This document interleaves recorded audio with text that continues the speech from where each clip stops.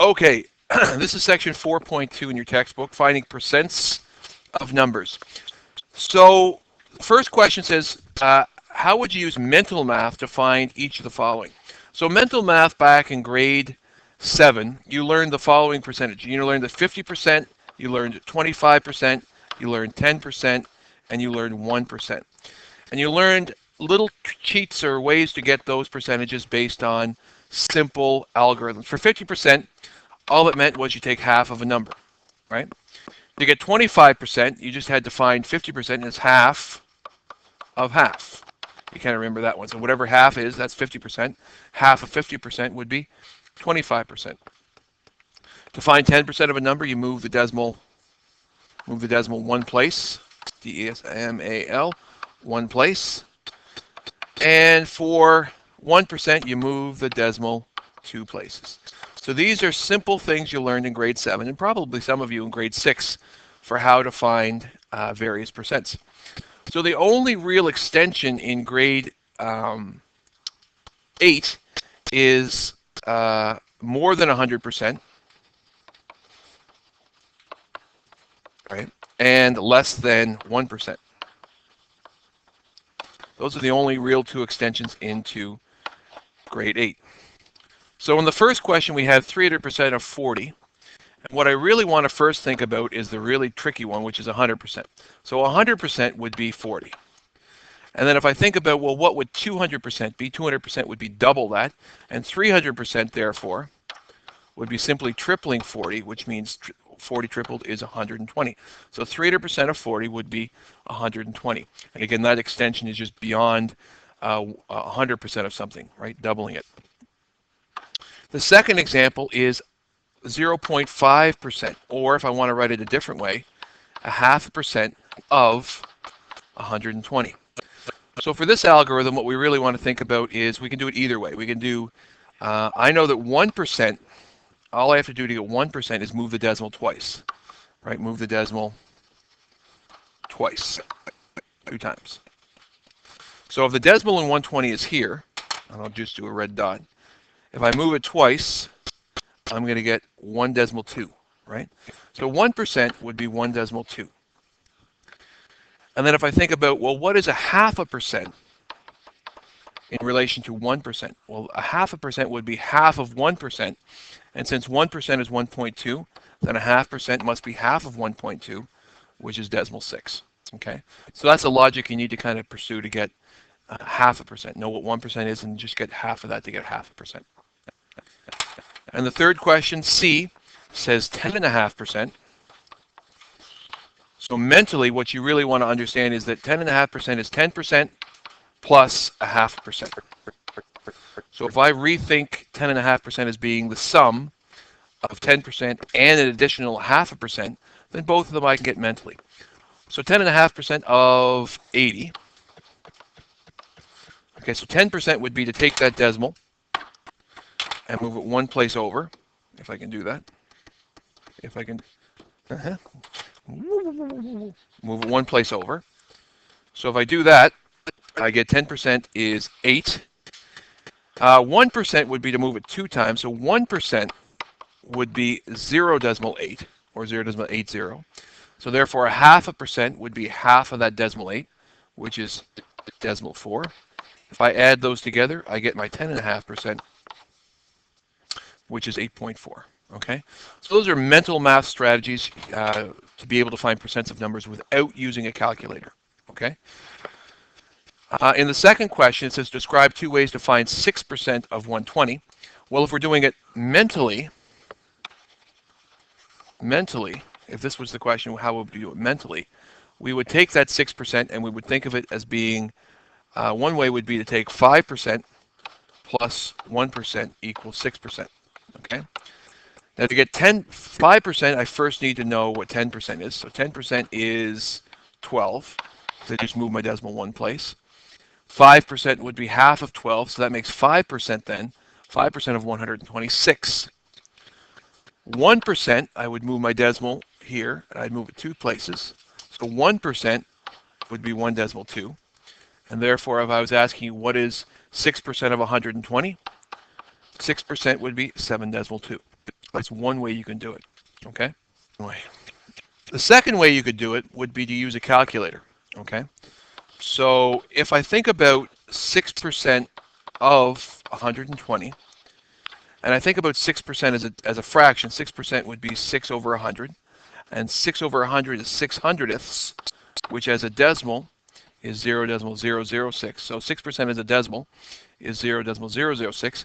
Of in mathematical circles really translates into the multiplication symbol, and then 120. So if I wanted to solve this question not mentally but with a calculator, I can go 0.06 or 6% of 120. That's not right. 120 equals 7.2. Okay. So I get the same answer, but I get the calculator to do all the work for me, right? The mental math kind of gives you an idea of the size of the number, and it gives you an idea of what the numbers actually mean. With a calculator, as long as you understand the 6% translates into 6 hundredths of a number, and 6 hundredths of that number, the calculator can do the thinking for you. You get 7.2. So question 4 is an extension again about mental math. Question A is really a grade 7 question. So 10% plus 10% is really another way to think about 20%. And 10% would be 6.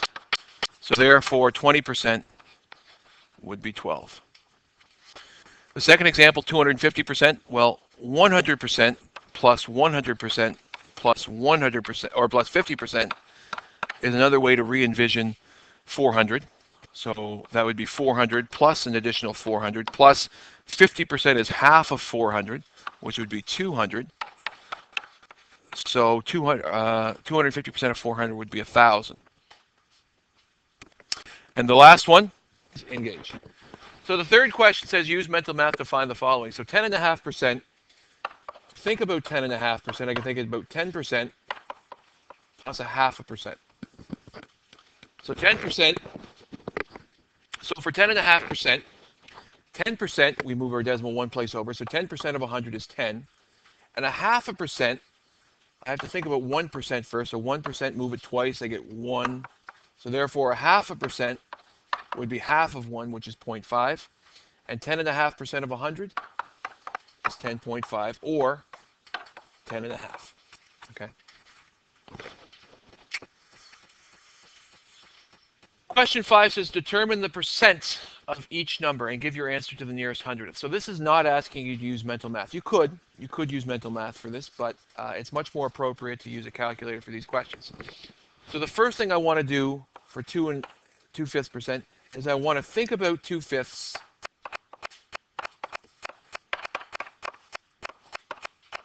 in this way.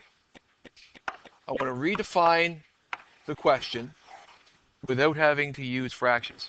So if I think about 2/5 as a fraction, 2/5 is really the number 4/10, and 4/10 is really decimal 4. So when I think about 2/5, decimal 4 and 2/5 are the same thing. So this question that I've circled here is actually the one you want to solve. You do not want to solve this question because it's hard to think about 2/5 if you don't think of it as a decimal. So once you have that, the thought process looks like this. So 0.4% is 0.4 over 100 because percents are fractions out of 100. Since I have a decimal in my numerator, I want to rethink that as an equivalent fraction that doesn't have a decimal in the numerator. In this case, 4 thousandths. Okay, and then I want to reinterpret 4 thousandths as a decimal. Oh, that's not right. That's 4 hundredths. So 4 thousandths, tenths, hundredths, thousandths. 4 would go there. Zeros would go there. So in effect, 0.4% as a decimal is decimal 0.04. Or if I want to think of it again, 2/5 of a percent as a decimal is decimal 0.04. Okay? So then what I'm going to do, I'm going to erase all this. Decimal 0.04. The real question that I need to do in a calculator is this here. So when I translate this question into a calculated form, I would use decimal 0.04 times 325, not 324, 325. Pick up my calculator, go 0.004 times 325 is 1.3. Okay. So the answer for the question is, what is 0.2% of 325? The answer is 1.3. And that makes sense because 1% would have been 3.25, and 0.2% is actually less than 0.5%. So that makes sense when I think about it logically, that 1.3 seems like a sound answer. The next question, I have a fraction here again, so I want to rethink 15.25% as being 15.25%. All right, that's the first step, is get rid of that fraction and think of it as a decimal. And once I have that, I want to think of it as a fraction. So because it's a percent, it's out of 100, which means it's 15.25 out of 100. In order to get rid of that decimal, I have to multiply it by a number large enough to move the decimal 2 places, which is 100. I then end up with 1525 over 10,000. So going back in time, this fraction was this, sorry, this percent was this percent was this fraction, and this fraction here is the equivalent version of that former fraction, just no decimal in it. And then when I read it, it's 1525 10,000ths. Tenths, hundredths, thousandths, 10,000ths. So therefore, the 1525 goes there. So when I rethink this whole pathway, this question is really this calculation, right? 15.25% of 950 to a calculator would be that. Grab my calculator. 15.25% of 950 is 144.875. It says to round it to the nearest hundredth. Since the nearest hundredth means 2 decimal places, that 5 is going to make that an 8. So therefore, it's approximately 144.88 is your answer we need to have in the for a test question. And the last question says, what's 175% of $125.50? And now we're dealing with money. So 175% as a basic, simple to understand fraction would be 175 out of 100, because we know that percents are always out of 100. That's an improper fraction, and we have to change that to a mixed fraction in order to write it as a decimal. So if I want to write that as a decimal, I have to see it as a mixed fraction, not as an improper fraction. And then when I see this fraction, I can read it as 1 and 75 hundredths, which looks like this. 1 and is really your decimal, 75 hundredths. So when I think about 175%, it's really the same thing as saying 1.75 of 125.50. Grab my calculator. 175%. Oh, that's not 75. That's 75% of 125.50 is $219 and 625 thousandths of a dollar. Since it says rounded to the nearest hundredth, this will therefore become approximately $219.63. Okay. Your next question says 200 tickets are being sold for a school draw. What are your chances of winning 1 ticket? Express your answer as a percent. So before I get to a percent, I first have to think of this as a fraction. So there are 200 total tickets. I have 1 of them. So as a fraction, that's 1 out of 200. And it says it wants you to think of it as a percent, which means it wants you to think about that as an equivalency out of 100. So technically, there's a whole bunch of different ways we can solve it, because really it's just proportional, right? Given the 3 ways you can do it, the algebraic method, the unit rate method, or the dividing method, of those 3 methods, the easiest way for me to figure out what that is just to divide both terms by 2. And therefore, I would know that the x value is half of 1, which is 0.5. And 0.5 out of 100 means it's 0.5%, or as Hannah would tell you, 0.5%. So the odds of you knowing what that is, or of winning, excuse me, is not very high, right? You have a 99.5% of not winning, right? The second question says, how many tickets would you need to purchase in order to have a 2.5% chance of winning? So now we have a prime example of where we can use proportional reasoning to figure this out. So just like in the last question, I don't know how many tickets I have to buy out of the 200. So I'm going to put an X up there. X number of tickets out of the 200 tickets that are being sold has to be equal to 2.5%. Okay? So I'm going to use proportional reasoning to solve this. How many of you use proportional reasoning, just out of curiosity? Some of you made the connection. Excellent. So the first thing I'm going to do is, since I set it up with proportions, this number of tickets out of 200 has to be proportional to 2.5%. So we learned that algebraically, I can either solve it algebraically or not. So hang on, let's just rethink this. If I put x over 200 on the other side, we might be able to see it a different way. What can I do to the 2.5 to figure out what the x has to be? If I reset it up like that, then I realize that I can simply multiply by 2, and I realize that x is 5, and therefore you need to buy 5 of the 200 tickets to have a 2.5% chance of winning. But if I go back in time here for a second to where it was before, if you think about it, I had to divide this by 2, and I'm asking myself, what number do you divide by 2 to get 2.5? So let's pretend you couldn't do that. And you're like, I don't know, I'm scared.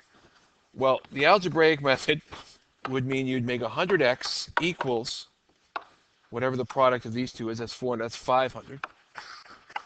And then all you have to do is isolate for the x to solve for it, and you divide both sides by 100, and x would equal 5. And you'd solve for your number of tickets. X is 5, and therefore you need to buy 5 tickets. Both ways work. In the 8th question, it says, the original price of a jacket was $84. A store manager marked the price down by 25.5%. By how much was the jacket reduced? So again, this goes back to something we learned a while ago. So if this is the price of the jacket, this is $84. Okay? This is $84, and it's marked down 25.5%. So 25.5% is taken. Sorry, that's not 84%. That's $84. Oops, $84. So the whole cost of this jacket was $84, and we take away 25.5%. Technically, you're only paying for 74.5%. Okay, this is what you're going to pay for if he takes off 25.5%. So the one thing you could do is figure out 74.5% of $84, and that would be what you would pay for the jacket. Okay, but that's not the question. The question is, how much was it reduced by? So really what the question is asking for is, what is 25.5% of $84? So thinking about this as being 25.5% will allow me to see it as 25.5 out of 100.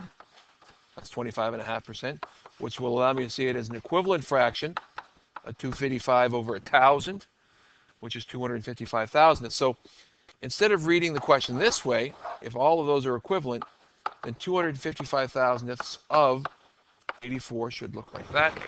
Tegez-vous mon calculator.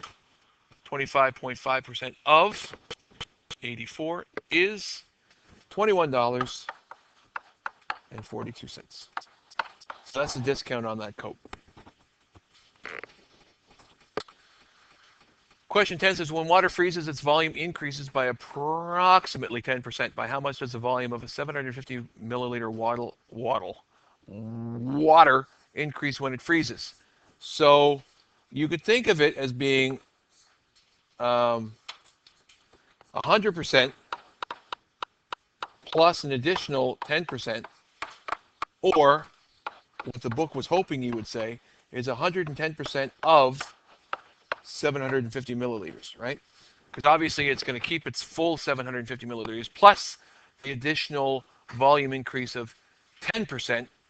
So 110% is 110 over 100, which is 1 and 10 hundredths, which is 1 and 1/10, which is 1.1 of 750.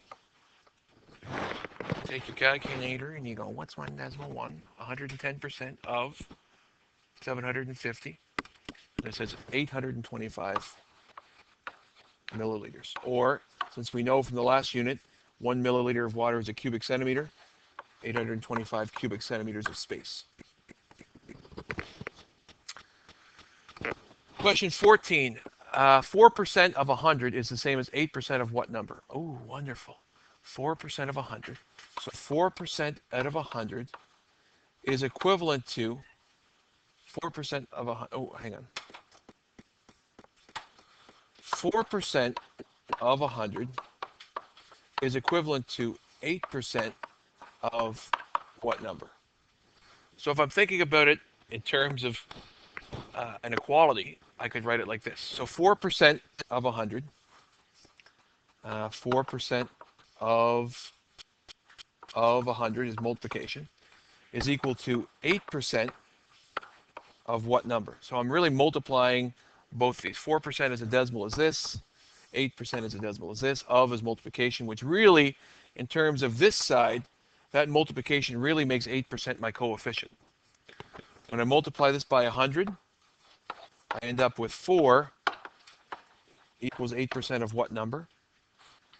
Algebraically speaking, I would then divide both sides by that 8% and figure out that x equals whatever the heck 4 divided by decimal 0.8 is, and I end up finding it's 50. Okay, so how many of you use this method, just out of curiosity? Did anyone use algebra? And that's it. That's the last